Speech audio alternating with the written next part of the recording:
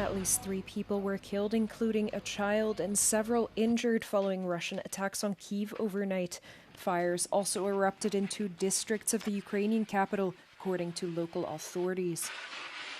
The State Emergency Service of Ukraine shared images on social media showing blazes ravaging what appear to be warehouses and garages. And a Russian drone strike on the Chernihiv region in northern Ukraine also sparked a fire at a warehouse. Moscow has significantly intensified its attacks on the Ukrainian capital in recent months, often by firing ballistic missiles that are difficult to intercept.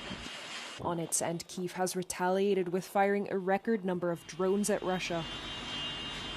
The latest strikes come as Ukrainian President Volodymyr Zelensky visits Serbia for his first official visit. Zelensky had dinner with his counterpart Alexander Vučić, who had repeated this week that he will not change his mind on sanctions on Russia.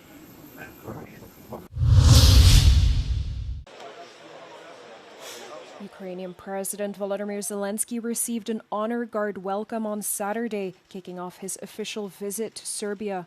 The Ukrainian leader then proceeded to meet with Serbian counterpart Alexander Vučić at the presidential palace.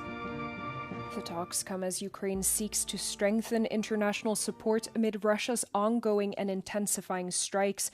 As part of the visit, the 2 nations signed a memorandum of understanding in which Vučić said Ukraine and Serbia will soon deliver a free trade deal. This free trade agreement is of an utmost importance for our country with Ukraine, and we're going to work hard, and I believe that swiftly and efficiently will deliver it to our people. Serbia is one of the few European countries that continues to maintain close ties with Moscow and has repeatedly refused to impose tougher sanctions against Russia. Belgrade is seeking to balance this relationship with Moscow against pressure from the European Union to align with the bloc's foreign policy. By hosting Zelensky, Vučić is therefore sending a strong signal to the EU, but also to Russia.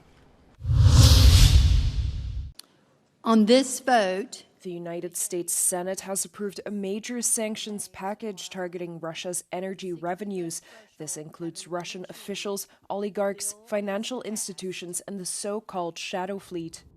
The bipartisan legislation would allow U.S. President Donald Trump to set tariffs up to 500% on Russian imports, including oil and gas. Every barrel of oil that goes unsold, every dollar denied the Kremlin, makes it harder for Russia to finance its reign of terror, which every night Ukrainians endure.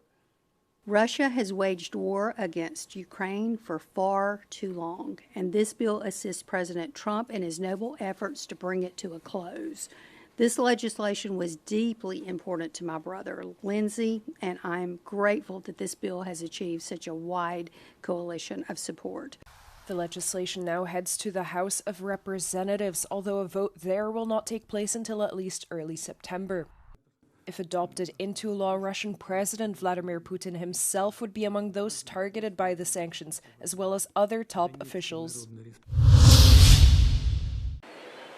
A full-blown row has erupted between Rome and Madrid after the Meloni government refused to accept the Spanish cabinet's ultimatum to lift border checks for people arriving in Italy from Spain.